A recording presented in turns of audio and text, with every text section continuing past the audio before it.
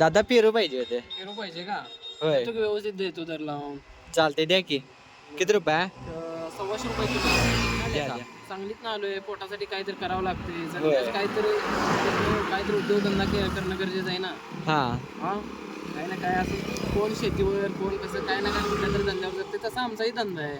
होय हे आम्ही काय पहिल्यापासूनच करतोय. जसं म्हणजे आमचं वडील करते तसं आम्ही त्यांच्या पाठीमागं करतोय. हा हा कधीपासून करते असं हे काम? तरी पण वडील फार दिवसापासून करते, म्हणजे लहानपणापासून. मी आता एक 2-3 वर्ष झाले ह्याच्यात. परवडते म्हणजे परवडणं न परवडणं, एका दिवशी परवडणं, एका दिवशी फायदा, एका दिवशी तोटा, म्हणजे जगण्याचं एक साधन म्हणून आपण जगलं पाहिजे ना. होय देऊ का पेरू? हा, दुसरं द्या. काय द्यायचं आहे का? सफरचंद आहे, नको डाळिंब नको आहे, फक्त मोसंबी. पेरू पाहिजे. पेरू पाहिजे का? तुम्ही कुठला आहे? सरवड्याच नालोय. मित्रांनो, ह्या व्हिडिओमधली जी व्यक्ती आहे ती सांगलीतील एका वसतिवल्या शाळेचे शिक्षक आहेत. त्यांचे वडील फळं विकायचे काम करत होते आणि हीच परंपरा पुढे चालवायची म्हणून ते सुट्टीच्या काळात फळं विकतात. त्यावरून समजते की कोणतंही काम छोटं किंवा मोठं नसतं.